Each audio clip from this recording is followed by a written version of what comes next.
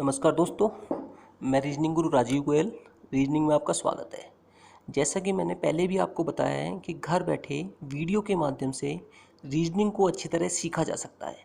इसी क्रम में आज अपन आगे चलेंगे, लेकिन आगे चलने से पहले मैं आपसे कहना चाहूँगा, यदि आपको वीडियो के माध्यम से रीजनिंग अच्छी तरह समझ में आ रही है तो आप अधिक से अधिक दोस्तों को शेयर कीजिएगा और ऐसे दोस्तों को शेयर कीजिएगा जिनके लिए यह उपयोगी हो, यानी कि जो रीजनिंग की तैयारी कर रहे हैं या जो कंपटीशन की तैयारी कर रहे हैं। एक और बात, यदि आप वीडियो के माध्यम से अच्छी तरह समझ में आ रहे हैं तो मेरे इन वीडियो को आप रिपीट ज़रूर कीजिएगा, क्योंकि मेरा मेथड है R+R बराबर R, यानी कि रीड प्लस रिपीट बराबर रिमेंबर। अगर आप इन वीडियो को बार बार रिपीट करोगे तो आपको सवाल अच्छी तरह समझ में आएंगे और भविष्य में आपको कोई समस्या नहीं आएगी। अब अपन आगे चलते हैं। देखो, पिछले अपन ने चैप्टर घड़ी में किए थे कि घड़ी की दोनों सुइयां 1 घंटे में एक बार आपस में मिलती है और मिलने की क्रिया को अतिव्यापन करती है। उससे संबंधित अपन ने सवाल किए थे। फिर दूसरा पॉइंट अपन ने किया था कि घड़ी की दोनों सुइयां 1 घंटे में एक बार विपरीत स्थिति में आती हैं, उससे संबंधित सवाल किए थे। और तीसरा पॉइंट जो अपना चल रहा था वो था कि घड़ी की दोनों सुइयां 1 घंटे में 2 बार परस्पर लंबवत स्थिति में आती है, यानी कि दोनों सुइयों के बीच 90 डिग्री का कोण बनता है, और उससे संबंधित सवाल अपने चल रहे थे। उसी से संबंधित दूसरा सवाल देखिए कि सवाल दिया हुआ है कि 6 से 7 बजे के बीच किस किस समय घड़ी की दोनों सुइयां परस्पर लंबवत स्थिति में आती हैं। मैंने इसके आपको 2 मेथड बताए थे। एक मेथड तो ये है कि आप 4 कंडीशन निकालो, 4 में से अपने पास 2 तो सही आएंगी और 2 अपने पास क्या होंगी, गलत आएंगी। क्या करना है, 6 से 7 के बीच में निकालनी है। तो मान लिया 6:x पर ऐसा होता है, यानी कि घड़ी की दोनों सुइयां लंबवत स्थिति में आती है और इस x मिनट का मान अपन को ज्ञात करना है। तो 60/11 तो निश्चित है अपने पास। इस वाले मान में एक बार +3 करा, एक बार -3 करा, एक बार +9 करा और एक बार अपन ने -9 किया। तो यहाँ पे 60/11, 6 + 3 कितना हो जाएगा, 9, 9 × 6 = 54, 540/11, तो 49 सही 1/11 मिनट। मान अपने पास बिल्कुल सही है। तो 6:49 सही 1/11 मिनट पर लंबवत स्थिति बनती है, बिल्कुल सही है। दूसरा निकालते हैं, 60/11, 6 - 3, 3 बचेगा, तो 60/11 × 3 यानी कि 180/11, यानी कि 16 सही 4/11 मिनट। तो दूसरी स्थिति भी अपने पास क्या है, सही है। अगर शुरू की दोनों स्थिति सही आ गई तो दोनों की स्थिति गलत होनी चाहिए। यहाँ पे देखो 9 और 6 15 आएगा, 15 को 6 से गुणा करा तो 900 आया और 900/11 हो जाए 81 मिनट, जबकि 1 घंटे में 60 मिनट से ज़्यादा नहीं होती। अगर 60 मिनट से ज़्यादा कभी भी मान आए तो वो उस घंटे में क्रिया नहीं होगी, इसका मतलब वो मान गलत होगा। तो ये मान गलत हो गया। दूसरा अपने पास नेगेटिव मान आया, अगर नेगेटिव मान आया तो वो भी अपने पास स्थिति क्या होगी, गलत। जब अपन ये 4 मान निकालते हैं तो 60 से ज़्यादा मान आएगा तो स्थिति गलत होगी, नेगेटिव मान आएगा तो भी स्थिति अपने पास गलत होगी। तो ये 2 मान अपने पास बिल्कुल सही होंगे कि 6:49 सही 1/11 मिनट और 6:16 सही 4/11 मिनट पर घड़ी की दोनों सुइयां परस्पर लंबवत स्थिति में आती।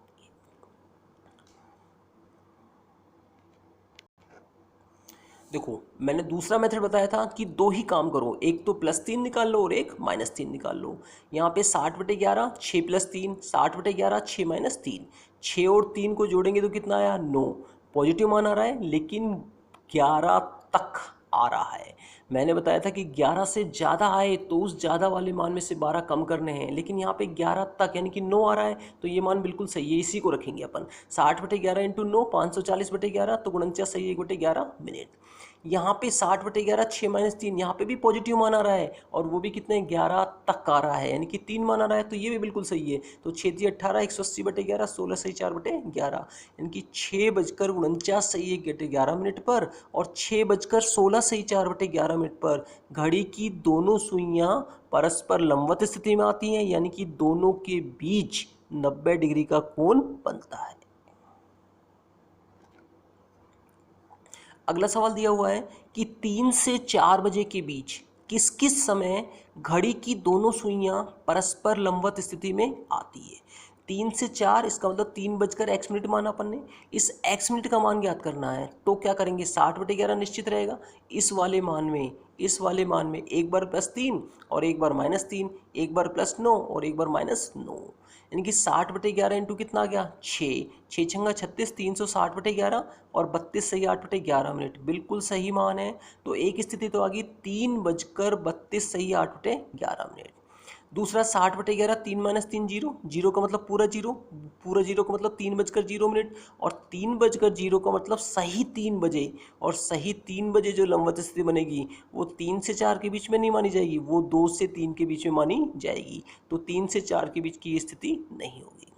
आगे 60/11, 3 + 9 12, 12×6 = 72, 720/11, मान कितना आया 65 सही 5/11। अगर 60 मिनट से ज़्यादा मान आए तो स्थिति अपने पास क्या हो जाएगी, गलत हो जाएगी। और 60/11, 3 - 9 ऋणात्मक मान आ रहा है, और ऋणात्मक मान आ रहा है तो स्थिति अपने पास क्या हो जाएगी, गलत। तो 3 से 4 के बीच में केवल और केवल एक स्थिति बनेगी, 3 बजकर 32 सही 8/11 मिनट। जबकि मैंने तीसरे पॉइंट में आपको लिखवाया भी है कि 3 से 4 और 9 से 10 बजे के बीच में केवल एक एक बार लंबवत स्थिति बनती है। तो 3 से 4 के बीच में एक बार लंबवत स्थिति बनेगी, और वो बनेगी 3 बजकर 32 सही 8/11 मिनट पर। दूसरा मेथड देखो, इसको 3 बजकर x मिनट। दूसरे मेथड में अपन को क्या करना है, केवल +3 और -3, दो स्थिति निकालनी है। 3 और 3 कितने हो गए 6, और 3 - 3 हो गया 0। तो इन दोनों को जो मल्टीप्लाई 360/11, 32 सही 8/11 मिनट, तो ये स्थिति अपने पास बिल्कुल सही होगी। यहाँ पे 3 - 3 0 आएगा, तो ये पूरा 0 हो जाएगा, और पूरा 0 हो जाएगा तो सही 3 बजे, यानी कि 3 बजकर 0 मिनट और सही 3 बजे। और सही 3 बजे जो लंबवत स्थिति बनेगी वो 2 से 3 के बीच में मानी जाएगी, ना कि 3 से 4 के बीच में। ये अपने पास पॉजिटिव मान आया। 11 तक आए तो बिल्कुल ठीक है, 11 से ज़्यादा आए तो अपन को ज़्यादा में से 12 कम करने हैं। यहाँ पे भी अपने पास पॉजिटिव मान आया, नेगेटिव मान नहीं आया। तो एक स्थिति आएगी 3 से 4 के बीच में, और वो भी क्या आएगी, 3 बजकर 32 सही 8/11 मिनट पर घड़ी की दोनों सुइयां परस्पर लंबवत स्थिति में आती हैं। अगला सवाल दिया हुआ है कि 9 से 10 बजे के बीच किस किस समय घड़ी की दोनों सुइयां परस्पर लंबवत स्थिति में आती है। अगर 9 से 10 के बीच में है तो माना 9 बजकर x मिनट पर घड़ी की दोनों सुइयां परस्पर लंबवत स्थिति में आती हैं। इस x मिनट का अपन को मान ज्ञात करना है, तो 60/11 निश्चित है। एक बार इसमें +3, एक बार -3, एक बार +9 और एक बार -9, 9 और 3 12, तो 12×6 = 72, 720/11, 65 से 5/11 मिनट। अगर 60 मिनट से ज़्यादा मान आए तो स्थिति अपने पास क्या होगी, गलत होगी। तो ये स्थिति तो अपने पास क्या होगी, गलत। दूसरा देखते हैं 60/11, 9 - 3 कितना हो गया 6, 6 छंगा 36, 360/11, और 360 में जब 11 का भाग देंगे तो 32 सही 8/11, ये अपने पास मान बिल्कुल सही है। यानी कि 9 बजकर 32 सही 8/11 मिनट पर घड़ी की दोनों सुइयां परस्पर लंबवत स्थिति में आती हैं।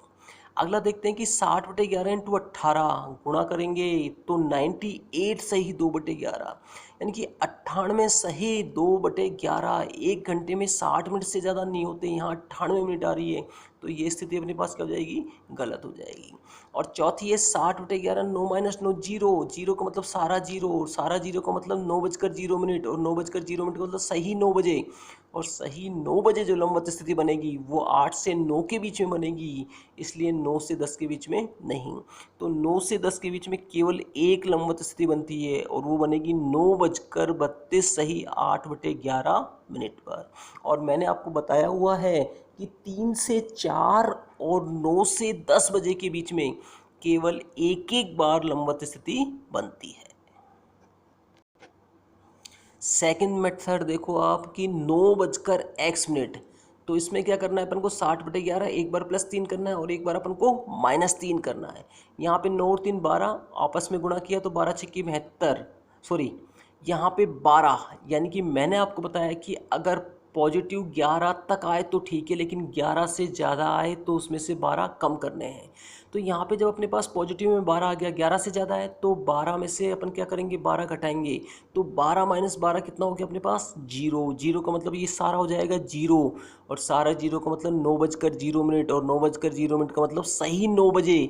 और सही 9 बजे जो लंबवत स्थिति बनेगी वो 8 से 9 के बीच में मानी जाएगी, ना कि 9 से 10 के बीच में। तो ये स्थिति तो क्या होगी, गलत। दूसरा है 60/11, 9 माइनस 3 बचेगा कितना, 6। 360/11, 32 सही 8/11। ये स्थिति अपने पास बिल्कुल सही होगी, अर्थात 9:32 सही 8/11 पर घड़ी की दोनों सुइयां परस्पर लंबवत स्थिति में आती है।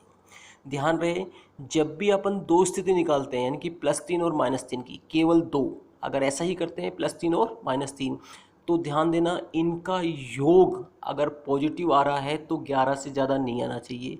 11 तक आए तो ठीक है, अगर 11 से ज़्यादा आए तो ज़्यादा वाले मान में से 12 अपन को क्या करना है, कम करना है।